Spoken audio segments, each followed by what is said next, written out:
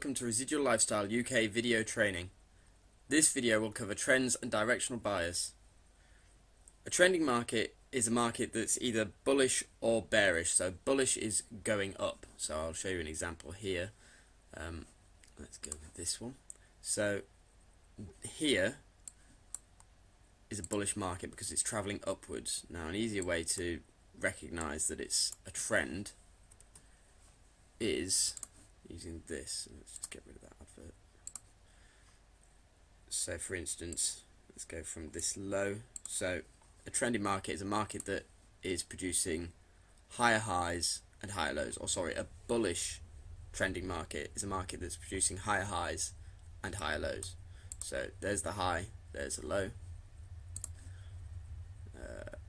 Here you can see this low is higher than that previous low, and this high is higher than that previous high here, and it just goes like that, up and up. So there we go, and up to here.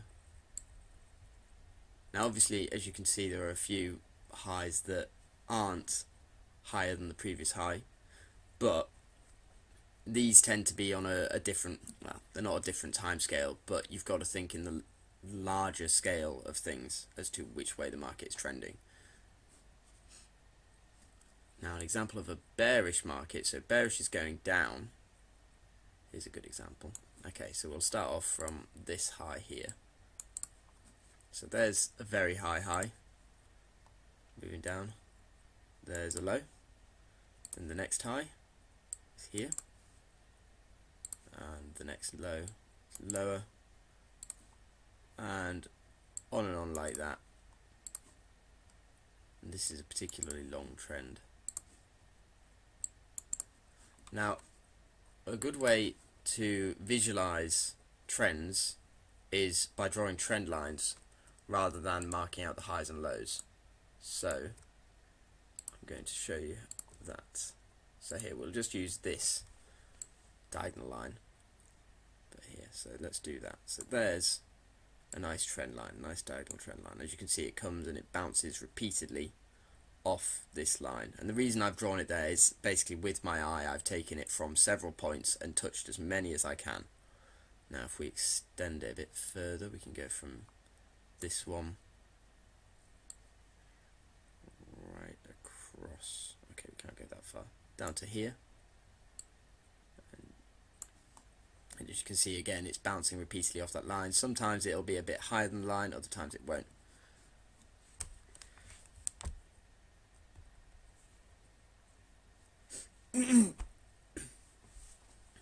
Now you can also draw trends in channels. Now they don't always fit channels, but a lot of the time they will. Actually, I'm going to move that one, that's not nice.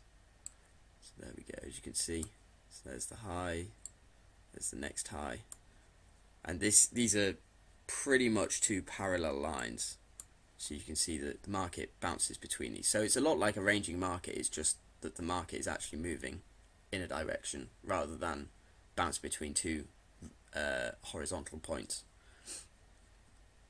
Now these can be traded in much the same way as support and resistance can, so this is just diagonal support and resistance.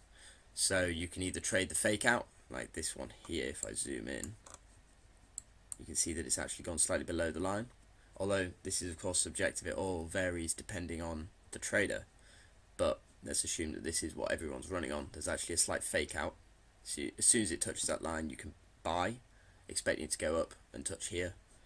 Further down, yeah, here, so again, touches the line, you can expect it to bounce, and so you sell. It goes down and touches that line where you take profit again. Now what you can also do, let's see if I can find an example of it, is you can trade the breakout. So let's go from here. There we go. Right, so what tends to happen is that the trend line will then be retested again in much the same way as support and resistance. So here it's bounced, bounced, bounced, broken, retested the line, and then it's dropped.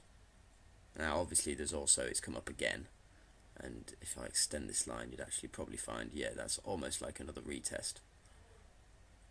But it's all subjective, is the truth of diagonal lines. That's just the way it is.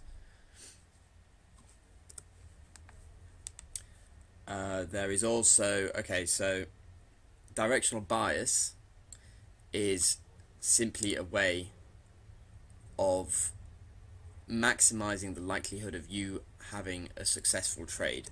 So if the market is trending upwards, you're going to want to be buying rather than selling into that, because obviously all of these moves up are far larger than the moves down. If you look here, so this move here is bigger than this move here. So you just want to be maximizing the amount, first of all, the amount of money you can make per trade, but also the amount of successful trades you have. If you're selling into this market, chances are you're going to get caught out, because let's say here you think, oh, it's going to continue for a bit of a larger retracement. No, it just reverses, travels up. Or you think, oh, here we go, this might be the change in trend. No, it just continues to travel up. It's always advisable to stick to the trend.